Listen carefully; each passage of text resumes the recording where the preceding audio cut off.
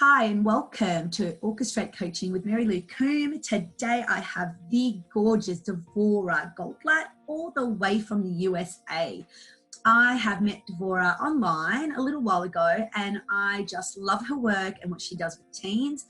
For anyone that knows what I do and the work around children, it just seems natural for me to attract people like Devorah who come into my life and basically highlight the need for the work that we do with our children, with our youth, and you know, the ripple effect that then can affect families as well.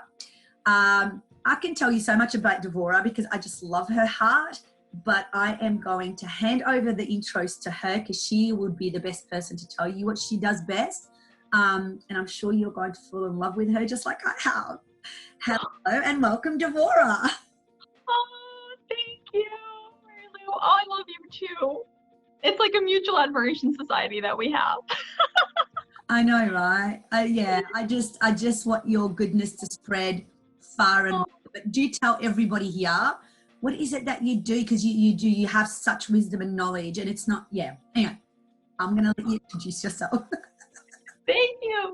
So yeah, I'm a holistic teen coach. I'm a former high school counselor who switched to holistic teen coaching. And basically that's, I'm assuming if you're watching this and you're in Mary Lou's circle, you're probably, you've heard about mindfulness and the benefits of mindfulness or EFT tapping or, these gorgeous women's circles. If you're like me and probably Mary Lou, we see this in our Facebook feed all the time because they have us pegged, and what I believe is that our teens and our tweens need that probably actually more than we do, And what I do is I teach that, and I have a very particular system. I think a lot of people think it's really hard to get kids into meditation, especially teens, because skepticism is like their number one job. People think it's hard, but really, if you kind of know how to present it, my students, my clients, they say like, it's not lame. The way you do it isn't lame. That's their line. So I say, all right, I'm teaching this in a way that's not lame. You can absolutely get them on board. They're fascinated by the research. A lot of the stuff at this point is just, there's so much research underpinning the efficacy of things like tapping, meditation, journaling. I teach another modality called TAT, tap as acupressure technique, the work of Byron Katie. So all these really, really powerful modalities that are life-changing. And, unfortunately, we know that the rates of anxiety, depression, suicide in this population especially is rising, right? So at this point we have, trying to remember the stats, Mary Lou, but they're not good. It's like a 50%, I think between 2010 and 2020, we've had a 50% increase in teen depression and suicide, which is really, really troubling. And anxiety, at this point, 1 in 3 kids will be diagnosed with an anxiety disorder by age 18. And in my mind, it is unconscionable that we have these tools that have been proven, like EFT tapping has been proven, in randomized controlled trials many times to be as effective as cognitive behavioral therapy for things like anxiety, depression, PTSD, and meditation, mindfulness. We have all this evidence. And so to me, it's crazy that we're not bringing that to every teen and tween on the planet. So that's what I do. I so agree with you. I can't agree with you more. I'm getting goosebumps everywhere. And I kind of go, such a big overhaul that we need even just for our education system. So that tools are available to the kids. And I know for myself, with one of the high schools that I work with, and with the whole COVID situation happening, one of the teens, or some of the teens at the school were saying to their teacher, oh, like, what do we need this for? We don't need this. And when COVID happened, the teacher goes, there you go. You are going to be practicing all this mindfulness stuff that you learn. And this is the best time to put that into practice, right? And I think also the biggest thing is teaching our teens about how they can take responsibility and control for their own emotions and feelings rather than being victims to it. Yeah. Which I find really, So tell us a little bit about how do people find you? And how do they come to you? What are the issues that they come to you with that you are then able to help them with all these modalities and using all these modalities? Yeah, it's interesting. A lot of times, so in my community where, I spent many years as a high school counselor, I kind of ended up kind of collecting, like that's how I feel like I've just kind of collected teenagers. I love them. They're like my people, um, they're so great. But in general, people find me online. I run circles for teens and tweens where we actually have a system that kind of we go through. I call it the pyramid of resilience, where we teach kind of an order of things. We'll teach tools to deal with external trauma and trigger, like EFT tapping, and then we'll move to tools for like self-inquiry and that kind of inside, like negative trauma or trigger, like negative self-chatter, and then we do like Byron Katie's The Work. If you've heard of it. And then we move to meditation or journaling, because I find that a lot of times we do this backwards. We try to bring meditation to kids because it's sexier, and they're in a state of fight or flight, so they've got their notifications pinging on their phone all the time. They're in a fight or flight state, and then they get frustrated. They can't settle into meditation easily, and then they're more likely to give up, not go back to it. So so kind of this order. So I actually run these circles, and often it's just parents who find out about it and they think, oh, this, especially I find, interestingly enough, when someone's going to give a kid a phone, that seems to trigger kind of in a lot of conscious parents is kind of, my kid is growing up. I can't always protect them. What can I do so that they have the tools that if they're, they see something really disturbing or they're bullied, we can't expect our kids are always going to come to us.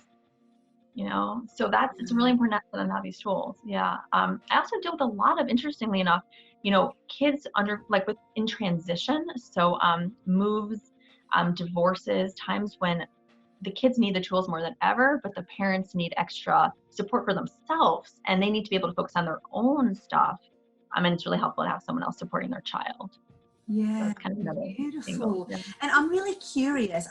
You just hit on a point there, because I think this is something that I found in my own business. Because I started coaching moms, and then I moved, and my passion's always, I've actually wanted to go back to uni and become a teacher.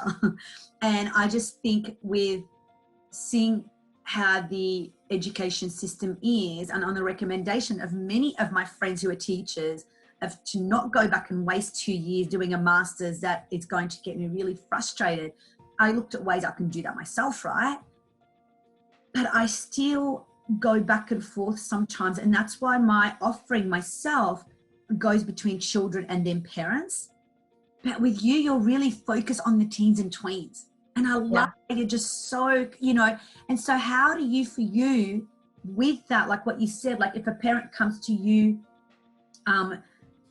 say, I don't know, through a divorce, like the family's going through a divorce, and their child needs that extra support, but clearly also the parent needs that support.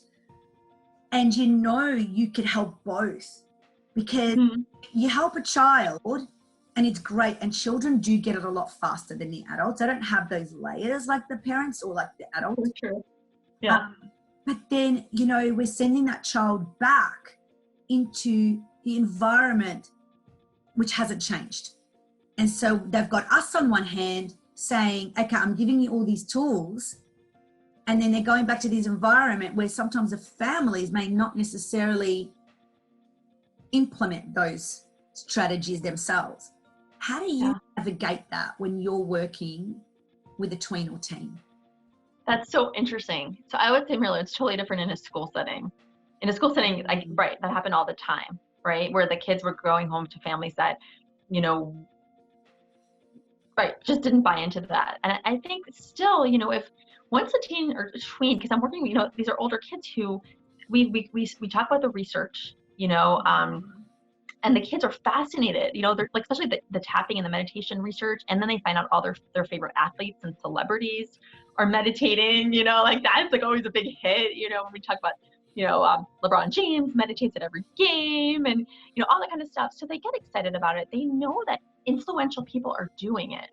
So even if mom or dad aren't, and actually for teens, sometimes it doesn't matter, because like they're kind of wired to developmentally anyway start separating from a parent. So, if LeBron James is doing it, if, I do a fun exercise with some of my teens at school, and I say, okay, who are your favorite influencers and celebrities and athletes? And then we Google, and a lot of these people are on the record as saying, you know, I would never be able to get through my games or my movie record without meditation. And my students are like, oh my God, no way. You know, so, but that's a good question. But, you know, generally also when I do my, my circles and I do my one-to-one coaching, I do meet with the parents too. Good. Much less frequently than the kids. You know, I'll meet with the kids weekly and I'll meet with the parents usually once a month. But every week that I meet with their child, I'm sending a recording of, you know, a video or just something about the technique that we've been using so that the parent can use it as well. And I've had parents say to me, you know, like TAT is one of my favorites. It's a lesser known acupressure technique. Have you heard of it, Mary Lou? No, this is my first time. I'd love for you to tell us a little bit more about that actually. Yeah, it's this amazing kind of, what's the word I want? Like under, I guess unknown, but that's not, I wanted to find, there was a cute word that I was looking for that I lost. You know, like, it's just not as sexy as tapping, but I find it to be infinitely more powerful. It's called TAT, Tap-As Acupressure Technique. It's actually been studied by Kaiser. So for people who need I talk a lot about research because that's kind of the population. As a high school counselor, I was dealing with a lot of families who wanted the research. Honestly, for myself, once it works on me, I right? Like, I don't need the journal article. I don't care. No, but I'm the same, but from an academic background, you know, doing psychology and hypotheses and the studies that we've done, like, I think we're also wired for that. We know that's what the population needs, you know, when we do have the evidence and the research to show. But I'm with you as well. If it works, I don't care. Let's just do it because it works. Like, right, totally. But TAT does have, so it's been studied by Kaiser, which is one of our big, you know, healthcare HMOs in the U.S. And they studied it for PTSD in veterans and for a lot of disordered eating, actually. But it works for so many other things. It works for basically like EFT, you know, how they remove the trigger, that trauma, that kind of, I guess triggers a good word, that emotional reactivity that you have around a stressful situation. So if you've ever done it, you know, you rate your reactivity on a scale from 1 to 10. And then often you could be like an 8 or 9 or a 10, and you can get it down to like a 2 or, you know, even a 1, sometimes even a 0. So TAT is the same, but how it differs is from tapping is that it does kind of multiple issues and like streams of issues at once. So in tapping, we're always told be specific. I don't know if you remember learning, like, be really specific. And it's like, if you're doing a forest, like, you're going to do each tree and eventually you get the forest. yeah. TAT gets the forest. So I have some videos actually on my Facebook page. Yeah. It's kind of like you imagine a mental bowl. You stick in all these issues. There's even a part about any ancestors, any relatives, any place in your body, mind, and spirit where you're holding it. It's like this all-inclusive, beautiful kind of half meditation, half healing technique. And yeah, I have a bunch of videos actually on my YouTube channel and on my Facebook page for anyone interested.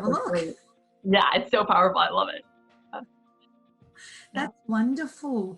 And are you doing, so just for those that may not know what EFT is, emotional freedom technique, and I will be sharing a lot about this because we do use this for my family and, you know, the boys just love it.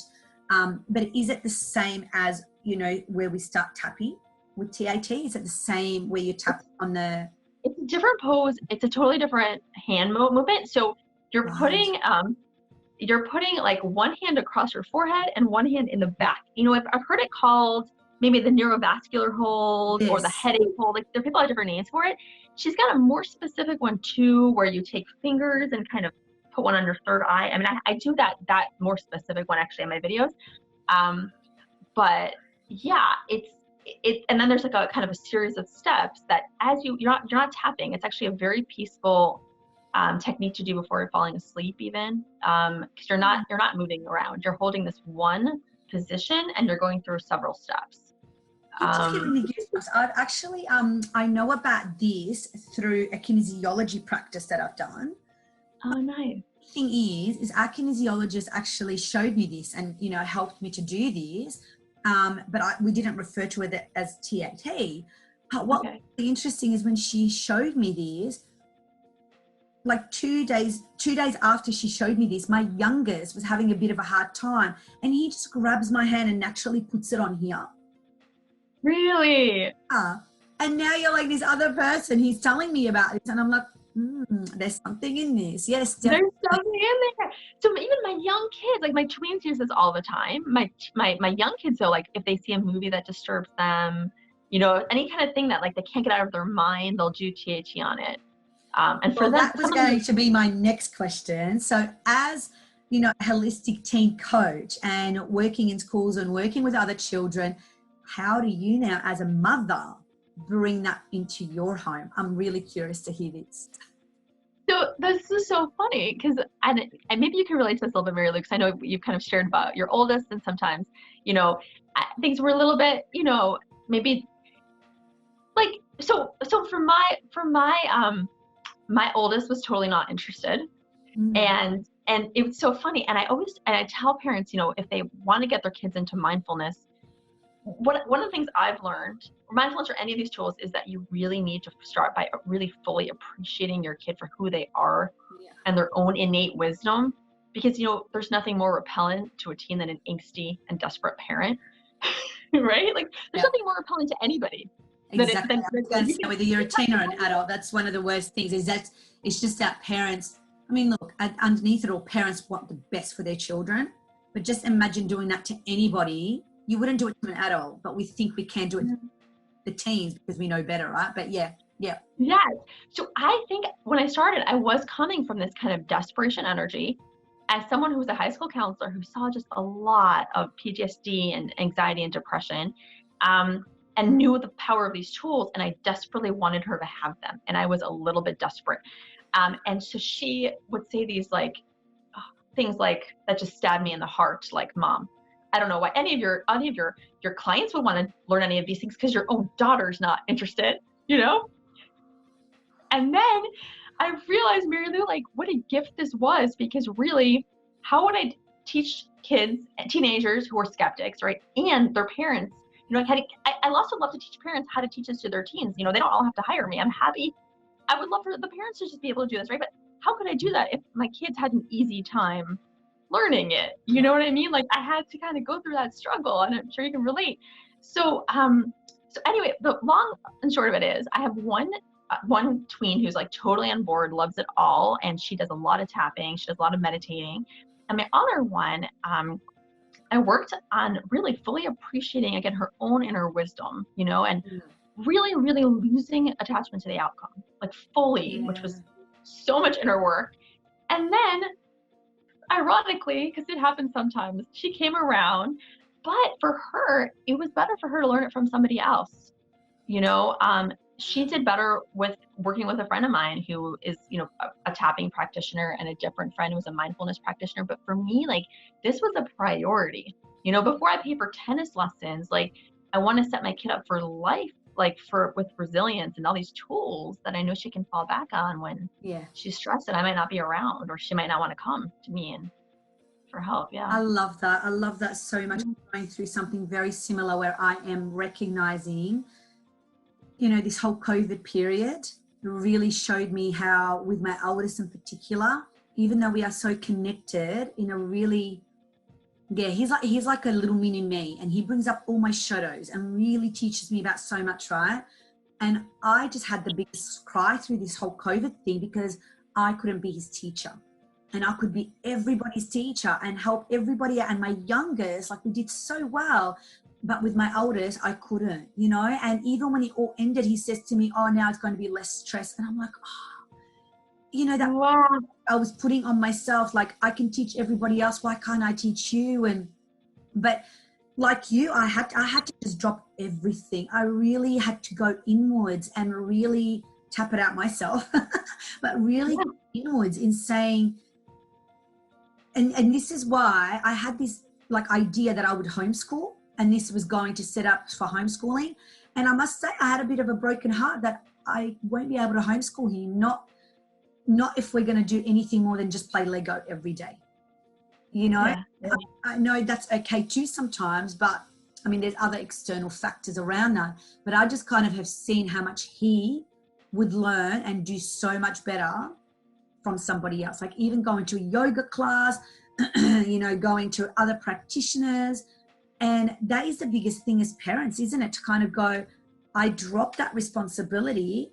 I'm here to just hold that space for you, but there's others that are part of your village that are going to teach you this. It's not necessarily going to be me.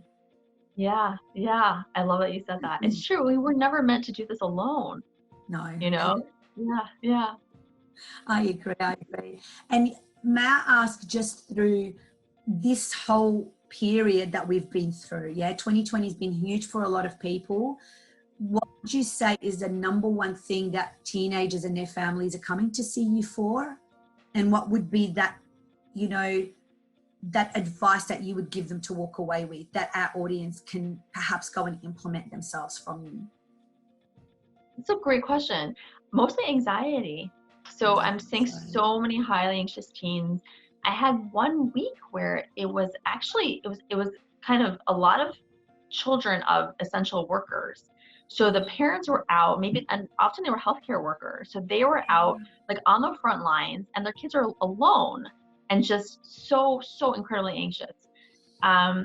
So something I would say, and many times it was this was the step before like medication, was kind of, is this an anxiety disorder? Does this teen need medication? And people need to do what works for them. I'm not ever gonna, and I was a highly anxious and depressed teen, which is how I got into this line of work, and for me, for years I was on medication and therapy. But when I found EFT tapping and all these other techniques, that's when I was able to kind of, to let go of that. But I have no judgment of people who think that that's the right choice and that works, for them. So, but yeah, that's what I've seen often is this is kind of like, can we use these holistic techniques to help those kids get back to that sense of like inner calm and balance.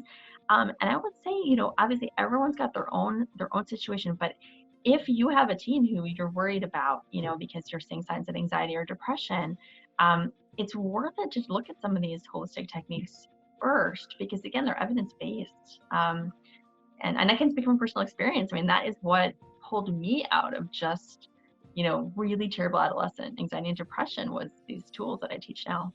Yeah. Wonderful. I feel like we can just talk for ages about this and go so much wisdom, but I am aware of keeping these short so that parents and teens who are quite busy with so much going on and with the whole screen fatigue at the moment, to not make these too long. So anyone that is interested to find out more about Devorah and what she does, I will have all the information attached to this video. But what I just wanted to ask you before we go really quickly, you mentioned your circles. Are you currently running those online, and what are the age groups for those? Yeah, I am currently running them online. I actually have one that just started, and I have another one starting next week. So I've got a tween one, and we have ages 10 to 12. I've got a teen one with actually a 13 and 14, like a 13 to 14 age, and then I've got a 15 to 17 age. So those are running online, which is fun. It's an adventure. I'm used to in person, but online is actually working out quite well. And I love that, we can reach a lot more people that way. And then what was your other question, Mary Lou? That was, that was the ages. Yeah, just the ages and whether they were online. No, yeah. And they're like, yeah. Perfect. Yeah, exactly. Yeah. Perfect. Well, I want to thank you so much for this. You've got so much gold, and I will include all of Devorah's information within this video so that you can reach out to her, you can follow her, and go online and watch those videos that she talked about, because I definitely will be, especially about TAT and learning something new that can really help us. Yeah, I'm so grateful. Thank you so much, beautiful heart. Thank you. This was great. Thank you, Mary Lou. Thank you.